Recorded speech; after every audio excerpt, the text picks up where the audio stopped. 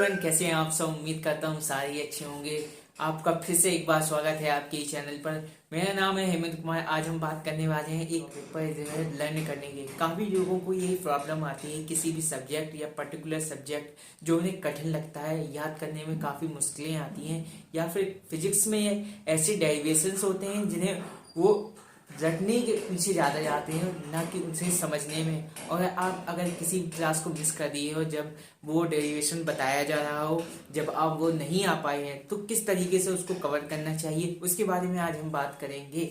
तो बिना देरी करते हुए इस वीडियो को स्टार्ट करते हैं। यदि आप हमारे चैनल पर नए हैं तो कृपया हमारे चैनल को सब्सक्राइब करें, वीडियो को लाइक करें, और जो वीडियो है ये आप इसे शेयर भी कर सकते हैं उन लोगों में जिन्हें याद करने में थोड़ा प्रॉब्लम आता है। देखिए, 3 प्रकार के स्टूडेंट्स होते हैं ज़्यादातर। पहले जो टॉपर कैटेगरी होते हैं, उन्हें कोई प्रॉब्लम होती भी है तो वो अलग अलग मेथड यूज जानते हैं उन्हें सॉल्व करने के लिए, उनसे वो प्रॉब्लम को सॉल्व कर लेते हैं। बात आती है उन 2 स्टूडेंट्स के बारे में जो एवरेज होते हैं या एवरेज से थोड़ी नीचे होते हैं। तो आज स्टूडेंट्स के बारे में बात करेंगे। पहले जो एवरेज स्टूडेंट्स होते हैं, एवरेज स्टूडेंट्स में क्या होता है कि वो हर चीज को इस प्रकार से लर्न करना चाहते हैं कि वह अपने एग्जाम में अच्छे मार्क्स ले सकें।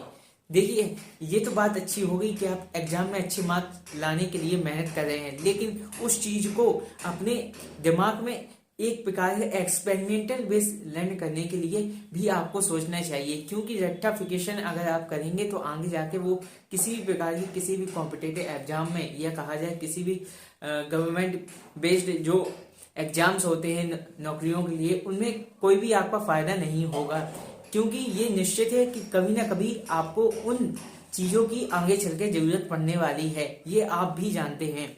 तो मैं चाहता हूं कि अगर आप कोई भी, मान लीजिए आप यदि मैथ के स्टूडेंट्स हैं, अगर मैथ में कुछ फॉर्मूला याद नहीं हो रहा है, तो यदि आप कोई भी क्वेश्चन सॉल्व करते हैं या न्यूमेरिकल सॉल्व करते हैं, तो उस चीज का फॉर्मूला आप बगल में लिखते चाहिए। हर बार लिखिए, जितनी बार आप डिफरेंट क्वेश्चन सॉल्व करें उतने बार उस क्वेश्चन में यूज होने वाले फॉर्मूलाज को बगल में लिखते रहिए कि इसमें ये फॉर्मूला लगा है, उसमें ये फॉर्मूला लगा है। अगर आप जितनी भी बार लिखेंगे, और मैं मानता हूं यदि आप किसी चीज को बिल्कुल याद नहीं हो रही है, उसे आप लिखते हुए याद करेंगे तो बहुत ही जल्दी याद हो जाएगा।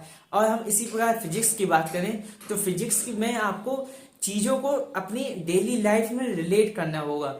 यदि आप डेली लाइफ में रिलेट करेंगे तो मैं मानता हूं काफी अच्छे से आप उस चीज को समझ जाएंगे और अपने दिमाग में इम्प्लीमेंट कर सकते हैं।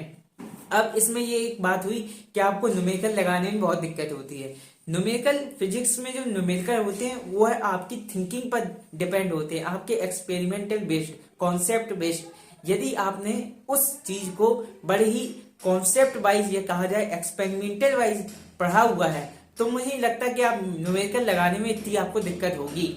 यदि मान लीजिए अगर आपसे यदि 11th में काफी ऐसे फ्रिक्शन हो गया, जैसे मूवमेंट निकालना हो गया, यदि आप इसे अपने एक्सपेरिमेंटल माइंड बेस्ड यूज करेंगे, जैसे कि कोई पहिया घूम रहा है तो ये एक पॉइंट है और ये पहिया एक घूम रहा है, अगर आपको इसकी अबाउट मोमेंटम निकालना हो तो किस प्रकार से निकालेंगे, ये भी एक माइंड बेस्ड प्रॉब्लम है। लगता है इसमें आपको ज्यादा दिक्कत नहीं होगी अगर आप इस प्रकार से इन चीजों को समझेंगे और इम्प्लीमेंट करेंगे। देखिए, मैथ हो गई और फिजिक्स हो गई, इनमें ज्यादातर जो चीजें होती हैं उन्हें आपको लिखना या प्रैक्टिस करना ज्यादा होता है।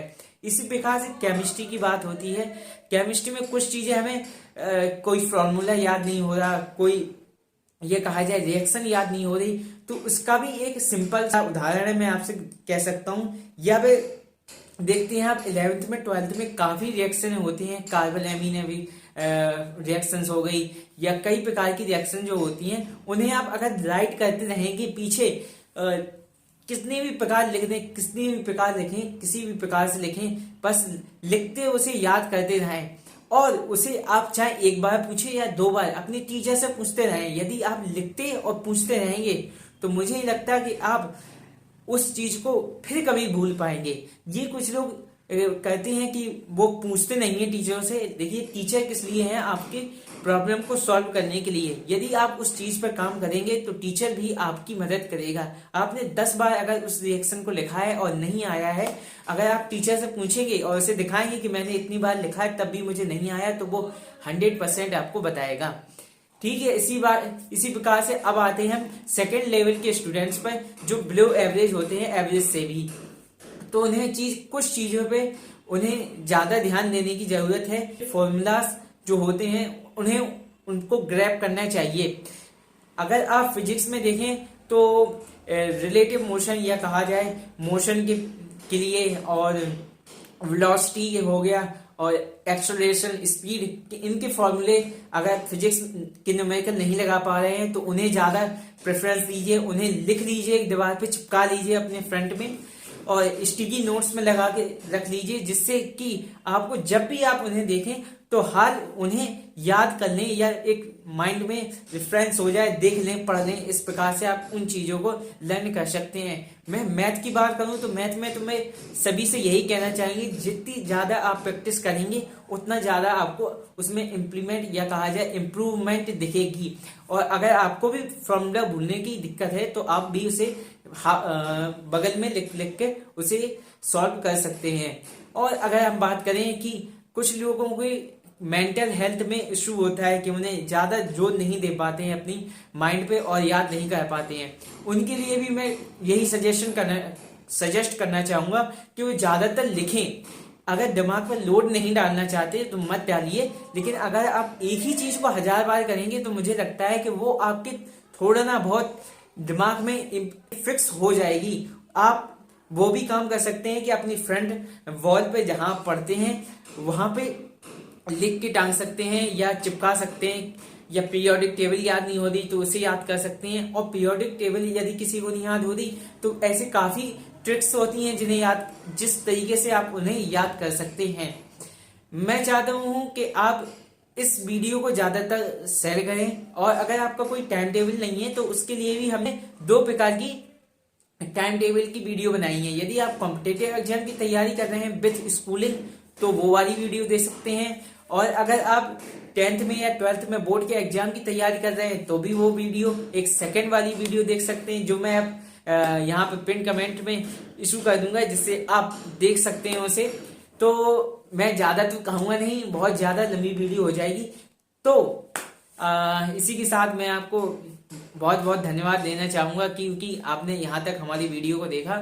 इसे ज्यादा से ज्यादा शेयर करें, सब्सक्राइब करें अगर आप नए हैं हमारे चैनल पर। फिर मिलते हैं नई वीडियो के साथ।